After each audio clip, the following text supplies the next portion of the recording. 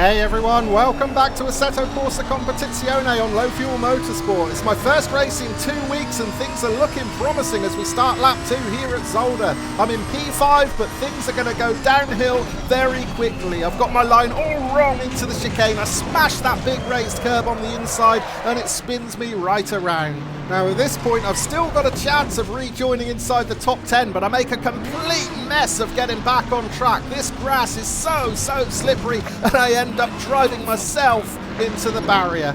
So yeah, definitely not the return I had in mind after a fortnight off. These curbs at Zolder are lethal. Even the Lamborghini, which normally takes curbs so well, had no answer for this one. Oh dear, just look at this attempted rejoin. It doesn't get any better on a second viewing, does it? How embarrassing. It was a bottom split as well. I was car number 2, so it really was a missed opportunity because when I returned for my second race, I found myself in a higher split. Having said that, I've massively outperformed my ranking in qualifying, sticking at 7th on the grid as car number 21 with a time of 1:29.1. I'm only half a second off Johannes Vass in pole position, but I'm not sure I can maintain this pace over race distance. My lap times in that first race were a good 6 to 7 tenths slower than this flying lap in the quali session. Can I raise my game and cut out the mistakes? Let's find out. Here we go then, the lights are green, we're underway for race 2, starting from the inside, which means I'm going to have to take a tighter line into turn 1. It's so easy to drift wide here and nudge the cars to your right out into the gravel. I don't want to do that, so I've held it tight. It looks like at least one other driver wasn't so lucky. Jens Sarovi, I think it was, in the black BMW, starting from P2 on the grid, getting pushed out onto the gravel at turn 1. And speaking of getting pushed out, it looks like I'm going to lose the battle with my fellow Lamborghini driver, Giovinazzi Francesco. Francesco had the inside line but then came back across to the racing line and I had to get off the gas to avoid running into the rear of him. Now Francesco is challenging that black Ferrari of Rafael Bisson. They're going to be side by side into this first chicane. There's not really room for two to get through there. Somehow they've both managed it. There was a fair bit of contact there, but Bisson currently holding on to that 5th position. Francesco in 6th, me in 7th, Jobs Vass in 8th, making a really late lunge up the inside into the chicane. I'm going to have to leave him space to my right. I don't want a collision on this first lap. There may be an opportunity to bite right back though.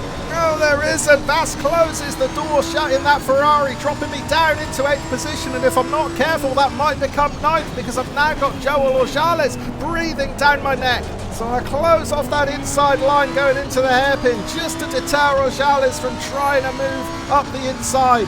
But yeah, what a frantic opening lap here at Zolder. I've dropped 1 position, starting P7 on the grid. I now find myself P8 as we come to the end of this first lap. And if I can just stick with these guys ahead, I could find myself in a really exciting battle for the top 5. Right, let's go back and check out a replay to see what happened on this opening lap. Starting with T1, keep your eye on the black BMW of Jens Sarovi. Yeah, he just gets elbowed out, doesn't he, by the McLaren of Matt Adams. Sarovi starting P2 on the grid. Adams was right behind him in P3. Now I managed to hold on to my P7 until this second chicane. Jobs Vass making a move up the inside. Now did he cut the corner there? That was really tight.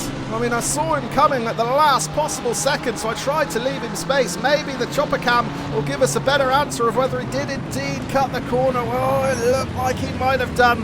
Either way, though, I think the sensible decision was to leave him space and avoid any contact on this opening lap. Live to fight another day, or another lap at least, because it is getting really tasty in front of me here. Vass is on a mission. He's forced his way past Bisson up the inside into T1. Ran a little bit wide on exit. I thought Bisson was going to have a snap back there, but he didn't quite get the opportunity. So as things stand, it's Vass in the Ferrari in P6, Bisson P7, me right behind in P8. And then directly behind me in the rearview mirror now is Martin Jonic. That BMW is the number 2 car in this race, so Jonic is going to have some pace here. I am not going to have it easy.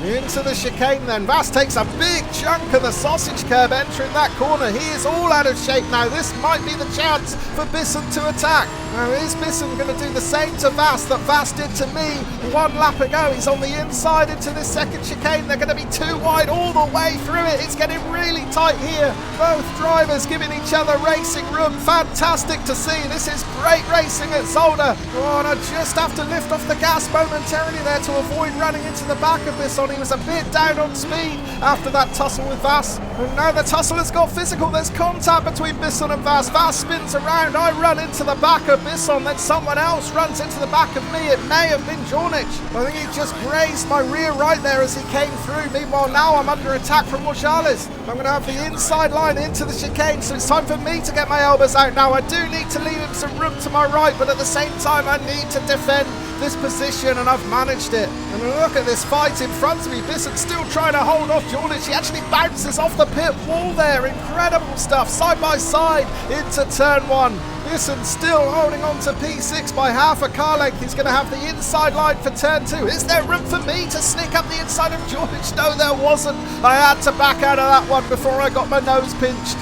This is shaping up to be an absolutely fantastic race. I really want to go back and check out the replay to see exactly what happened at the hairpin at the end of the previous lap. But for now, let's stick with the live action because this is heating up nicely. Look in the rearview mirror. Rochelle is coming in strong. Oh, I thought he was going to run right into the back of me there. I thought I was a goner at that first chicane.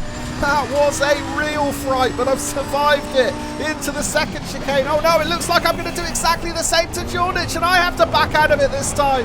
Oh, my heart skipped a beat there. I thought I was going to drill that BMW. Thankfully, I didn't, but this does at least give us a bit of breathing room to check out the hairpin incident at the end of the previous lap.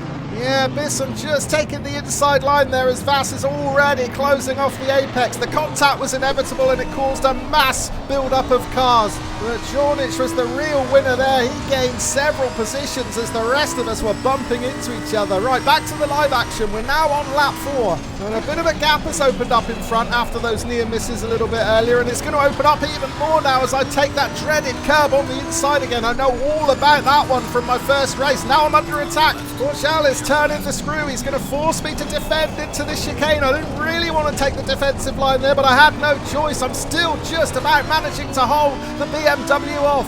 Well, it certainly wasn't pretty through that section, but I've managed to hold on to P8, but it has let the 2 drivers in front make a break for it. Let's take another look at this on the replay. Things getting really close here. I'm going to take the defensive line into the chicane, make my Lamborghini as big as I possibly can to defend the position, and I just about manage it. Well, we're going to jump forward now to the final 10 minutes of the race. I've spent the previous few laps slowly chipping away at the gap in front of me, and I now find myself right on the tail of Jornic's BMW. The 2 drivers in front of me, Bisson in 6th, Jornic in 7th, now both within 1 second.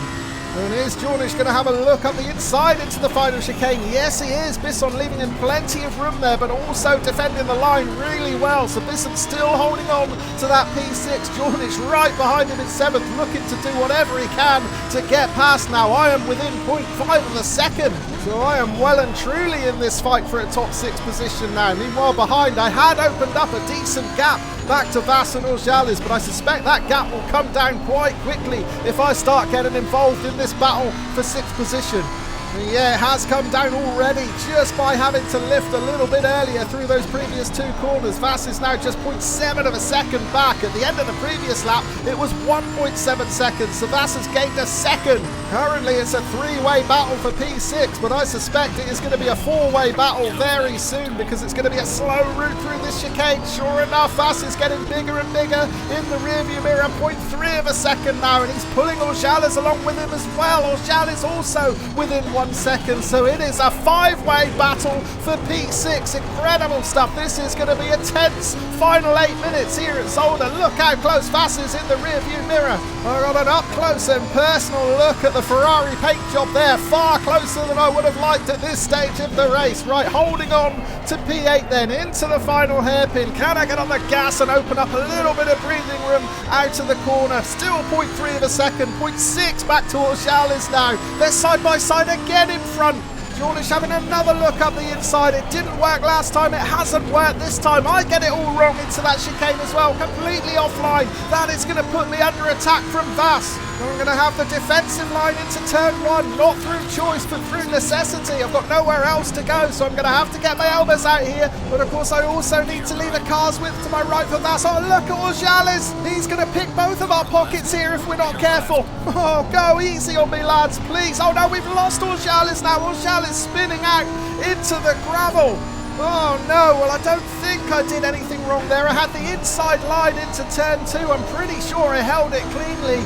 But we'll need to check out a replay to be sure. But let's stick with the live action for now because I made a mess of turn 4 there. I just clipped the gravel. That might put me under attack again from Vas. I thought he was going to have a lunge up the inside. I left him a bit of space, which of course put me on to that dreaded curb, and it has cost me a position. So I find myself down into P9, but at the moment I'm not too worried about that. I'm just grateful to still be on track because that was an intense couple of laps here at Zolder. I'm trying my best to mix it with these higher ratings, but I'm getting a little bit found out here.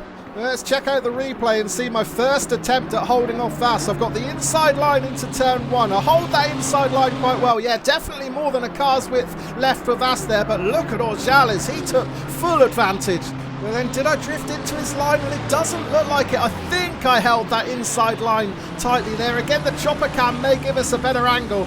Yeah, I'm hugging the curb at all times through that corner. It actually looked like Orjales turned in a little bit too early and then might have panicked and lost control. So I think I'm in the clear there, but please do let me know your thoughts on those incidents. And that was pretty much the story of the race. For the final few laps, I was unable to keep up with Vas ahead. He opened up a 3.5 second advantage to take that 8th position. I had to settle for 9th, but well happy with the top 10 here, given that I'm car number 21 on the grid. A fastest lap in the race of 1:29.4, so as predicted, I was a little slower than my qualifying time. Had I matched my qualifying time of 1:29.1, I may well have challenged for a top 5. But all in all, really good fun here at Zolder. It's always one of my favourite tracks. I love driving it, and the racing here was really, really enjoyable. ACC participation may be a little bit down compared to where it used to be on Low Fuel Motorsport, but there is still excellent racing to be had. I hope you've enjoyed watching it. Cheers for now.